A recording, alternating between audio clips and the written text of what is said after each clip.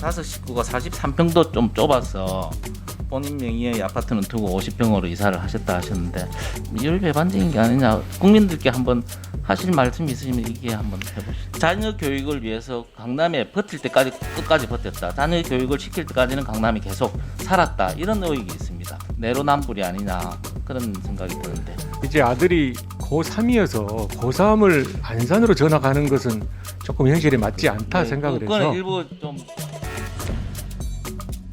먼저 국민의힘 울산 울주군의 서범수 의원님 질의해 주십시오.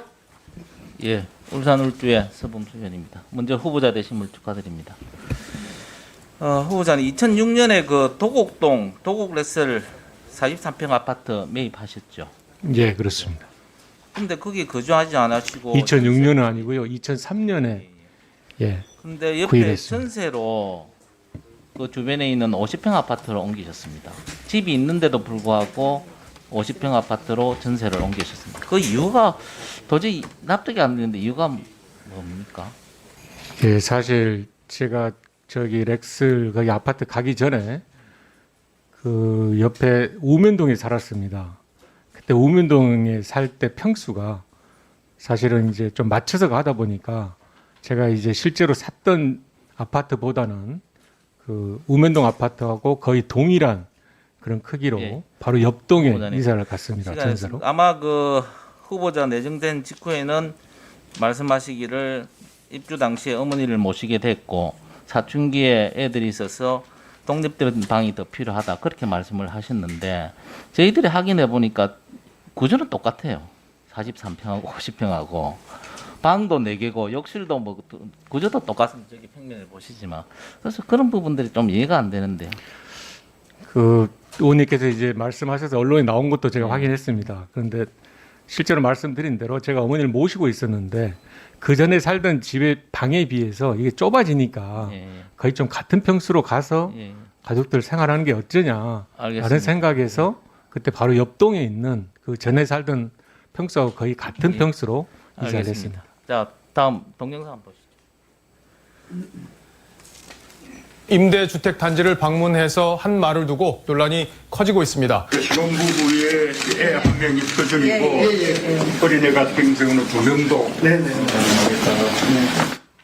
저게 지난 12월 11일 날 대통령께서 질문 같은 발언을 하셨습니다. 13평에 2명 아이도 키우겠네라는 질문 같은 발언을 하셨는데, 그래서 후보자님도 말씀이 이제 다섯 식구가 43평도 좀 좁아서 본인 명의의 아파트는 두고 50평으로 이사를 하셨다 하셨는데, 좀 어떻게 생각해? 좀 조금 율배반적인 게 아니냐, 국민들께 한번 하실 말씀이 있으시면 이게 한번 해보시죠. 제가 43평이 말씀드린 대로 좁다고 이야기를 하지는 않고요. 실제 43평도 저희 4가구 또 어머니를 모시더라도 5분이 생활하기에는 결코 적지 않은 평수입니다. 국민들께는 대통령께서 13평에 4명도 뭐 살 수 있겠다는 정도로 그렇게 말씀을 하셨고, 그런데 그 가장 핵심으로 계시는 우리 후보자께서는 43평도 좀 그래서 50평으로 옮겼다. 이게 조금 국민들 정서에는 맞지 않는 게 아니냐, 뭐 그런 생각을 합니다.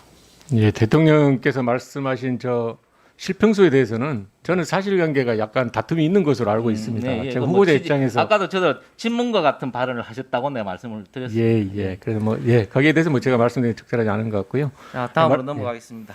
자, 그 후보자께서는 96년부터 2007년까지 서초구 강남구에 계시다가 계속 2008년도에 안산으로 옮기셨고요. 다시 또 2009년도에 도곡 레슬로 주소지를 옮기시고 2010년에 또 안산으로 또 옮겼습니다. 그래서 본인은 계속 서울, 안산을 왔다 갔다 하셨습니다. 그런 상황에서 계속 두 자녀하고 그 배우자께서는 강남에 계셨고요.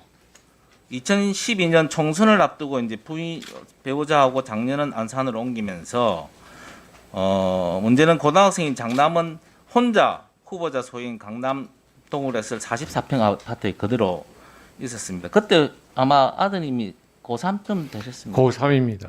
혼자 있었거든요. 그래서 저희들이 보기에는 후보자는 선거 출마를 해서 안산에서 하고, 선거 출마는 자녀 교육은 대한민국 사교육의 1번지인 강남에서 계속 했었다, 이런 감이 듭니다.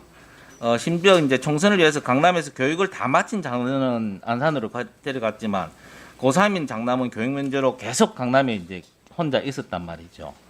제가 보기에는 노무현 정부, 문재인 정부에서 자꾸 뭐 강남에 집 가진 사람을 제인시하면서 어떤 징벌적인 세금 등으로 집값을 때려잡겠다고 했는데 정작 가장 핵심 측근이라 할 수 있는 우리 후보자는 자녀 교육을 위해서 강남에 버틸 때까지 끝까지 버텼다. 자녀 교육을 시킬 때까지는 강남이 계속 살았다. 이런 의혹이 있습니다. 이 부분에 대해서는 어떻게 생각하십니까? 예. 누가 봐도 전형적으로 내로남불이 아니냐 그런 생각이 드는데.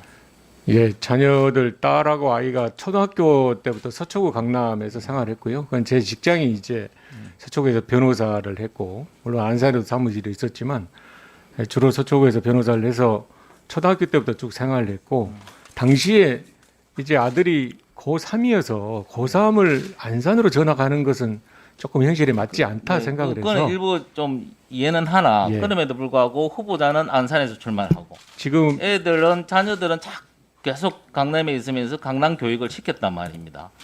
그런 부분에 대해서 국민들이 정서적으로 이 부분에 대해서 이해가 되겠느냐 이런 생각을 하는 겁니다. 예, 저 표에서 제가 지방선거 출마를 2010년에 하지는 않았고요. 예, 예. 2008년 총선 출마해서 낙선하고 예, 예. 2012년에 이제 총선을 출마했습니다. 예. 그래서 총선 출마하는 후보 입장에서는 저나 배우자는 주로 이제 안산에서 생활하게 돼서 예. 이제 고3을 이사시킬 수는 없어서 알겠습니다. 고3이 이제 여하튼 이 두 가지가 다 국민들 정서에는 좀 맞지 않다 저는 뭐 좀 지적을 하는 상황이고요. 그리고 이용구 법무부 차관 지금 문제 제일 핫 이슈인데 그 내용 알고 계시죠? 예, 알고 있습니다. 경찰에서 단순 폭행으로 해서 내사 종결했습니다. 법률가이시기도 하고 2015년 4월에 법사위에서 개정안을 할 때 법안 소위원으로 참석을 하셨지 않습니까? 그렇습니다. 그래서 개정안을 주도적으로 이걸 가결시킨 분이라고 저는 알고 있습니다. 이와 관련해서 경찰의 조치가 어떻다고 생각하십니까? 일단 2015년 제가 19대 법사위 소위에서 이 개정안에 대해서 논의했던 게 맞고요. 사실 네. 그 당시에도 석기록 보시면 아시겠지만 논란이 많았습니다. 그러니까 논란을 명쾌하게 하기 위해서 운행 중이라는 용어에 대해서 구체적으로 다른 거 아니겠습니까? 아무튼 그 논란의 결과가 예. 이런 조문화로 돼 있는 것은 사실이고요. 그래서 행안부 장관으로서 되시면 경찰에 대해서 이 부분이 재수사하면 돼요. 내사 종결했으니까. 장관님께서 좀 재수사 어디가 있었습니까? 재수사하도록 좀 생각하시죠. 제가 명쾌하게 하기 위해서는 경찰에서 다른 이야기를 자꾸 하는데 그것보다는 내사 종결한 상황 다시 끄집어내서 재수사하면 안 되겠습니까? 제가 알기로는 그 고발을 이렇게 한 것, 예, 재수사하면 안 됩니까? 경찰 자체적으로.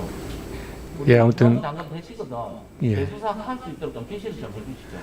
그래서 고발을 한 것으로 알고 있습니다. 그래서 그 이후의 과정에 대해서는 후보자인 제가 어떤 입장을 이야기하는 것은 조금 적절치 않은 거 아닌가. 예. 예, 수고하셨습니다. 다음은